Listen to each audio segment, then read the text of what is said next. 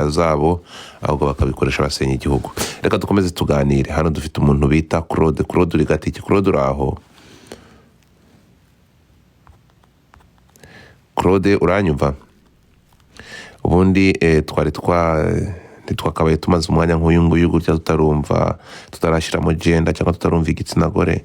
Reka munyemerere nakire umuntu bita Kaneza Mugabo. Ndagusuhuje, wiriwe?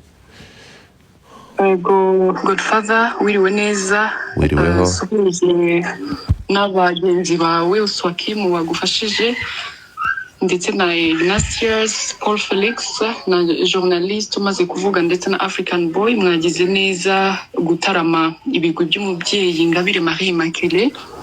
Nkaba mbaye uwa mbere mu gitsina gore ubashije nanjye kuzana izi ndabo.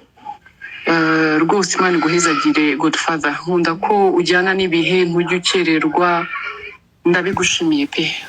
Uyu mubyeyi rero aho aryamye ubudakanguka, igihagararo gusa. Ushobora kuba ufite ukubeshya, ufite inzobe cyangwa se ubwirabure bwiza, ariko iyo ntibihagije. Ugahavukanye abinguka ibitekerezo byawe cyane cyane, kandi ibyo rwose narabibonye.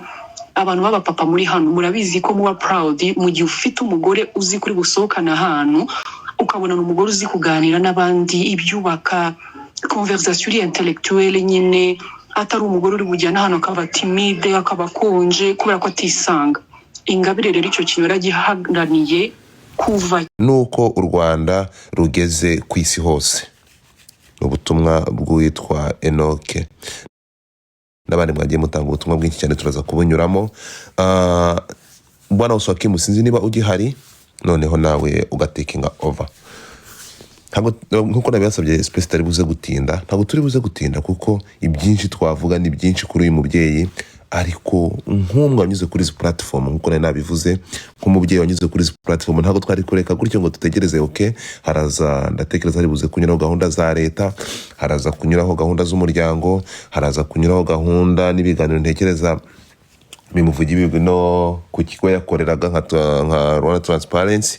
Ariko nkatwe nk'uko twamwitabaje hano agatabara nk'inkotanyi, nk'uko twamuhama, uko twamukeneye ahangaha akaza igihe tumukeneye. Namutumiye inshuro zirenze imwe, uyu mubyeyi namuhostinze inshuro zirenze imwe, ababizi murabizi, kandi yatanze umusanzu, yakomye mu nkokora aba kidobya, aba bashaka gusubiza u Rwanda mu icuraburindi, kandi yatanze umusanzu pe. Niyo mpamvu mvuze ngo ibindi byose gahunda nari mfite ndazihagarika. Reka uyu munsi nk'uko izi platform yazinyuzeho, twazimutumiyeho, akazinyuraho, akaza agakomeza mu rubyiruko, akaduha imbaraga. Reka natwe ahangaha dufata umwanya nk'uyu nguyu tuwumuhe, kandi tuvuge tuti umusanzu wawe, ibyo wakoze turacyabizirikana kandi tuzakomeza kubigenderaho. Bwana Uswakimu, uranyumva?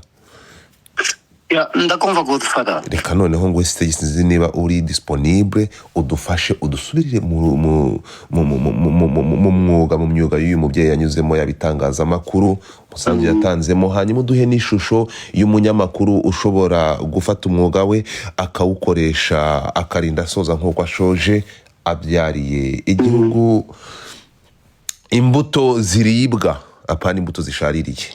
Aya masaha tukaba turahanga ngayo nguko ijambo ni ryawe. Ku gihe cy'itangazamakuru ntabwo igihe yakoraga itangazamakuru ntabwo nanaka humutse bisesengura, ariko umusanzu yarawubatse. Nahoze nkubwira iyi Association Rwandaise des Journalistes ARJ ari mu bamanza kwasaza, yitangije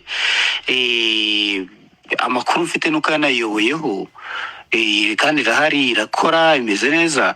So byanze bikunze yaba ari mu kukiriyo, yaba ari mu gitaramo cyo kwizihiza ubuzima bwe, yaba ari kumuherekeza bwa nyuma, kumushyingura, abanyamakuru bazaba bahari ari benshi cyane. Nta muntu twagize muri uru Rwanda mu bayobozi wari inshuti y'itangazamakuru ku rwego nk'urwa Immaculée, ntawe. N'aba YouTubers barebe bose baramutumiraga akabitaba, kandi akabaha ibiganiro biryoshye birebwa, aho bakatamo za video clips zigakwirakwira, bakazikoramo na za GIF, urumva. So noneho Marie Immaculée nk'umuyobozi wa Transparency International Rwanda, abantu bose yaba ari abagabo yaba ari abagore, abarenganyijwe, abibwa amanota mu bizamini by'akazi, abasabwe ruswa z'igitsina, usibye ko ari ibintu bitaba abantu batavuga, abo bose yabakiraga, kandi ababagiriye nabi cyangwa batekereje kubagira nabi bamutinyaga ku rwego rurenze urukenewe. Biratangaje mu nteko ishinga amategeko cyangwa muri mu badepite cyangwa abasenateri, nta muntu dufite urwanya ikibi ku rwego nk'urwa Ingabire Marie Immaculée. Sinzi niba nkoze statement ikabije, ariko ubwo abari kuri space bashobora kumbwira bati kanaka inkebe bizamutinya, yemwe n'abayobora park kara kanama gagenzura imikoreshereze y'umutungo wa leta, buriya yaba yarakayoboyeho ngo turebe ukuntu bano bantu bita abapark bita kara kanama bari bujye batitira imbere ye. So yigeze kuvuga ku bijyanye na polisi n'ububasha bwayo, traffic police, ati bafite ni umugenzacyaha, ni umushinjacyaha, ni umucamanza, ni n'umuwisiye, abarangiza urubanza barabahesha b'inkiko. Ati araguhagarika akagenzura niba agaperereza niba wakoze icyaha, ubwo baye umugenzacyaha, icyaha akakigushinja akakiguhamya, ubwo baye umucamanza, hanyuma yarangiza akanagutegeka kwishyura, kandi ko ukahava wishyuye. Nuko yabivuze, usibye ko hari amande ngubu amwe namwe dusigaye tuyishyura nyuma ku irembo. Urumva icyo gihe ukabona ko umupolisi yari afite ububasha burenze. N'ubu ntaho byagiye, ariko kuva iyo statement ye yakorwa, hari abayobozi bafite uko batekereje polisi zindi n'amategeko yandi. Buriya yari umuntu uvugaga ikintu kikaba cyatuma polisi uvuga politiki runaka ku kintu runaka ya leta ihinduka, hakavuga ikintu hakaba havuka amategeko mashyashya. Hanyuma yanavugaga rega n'urubyiruko rugiraga inama abantu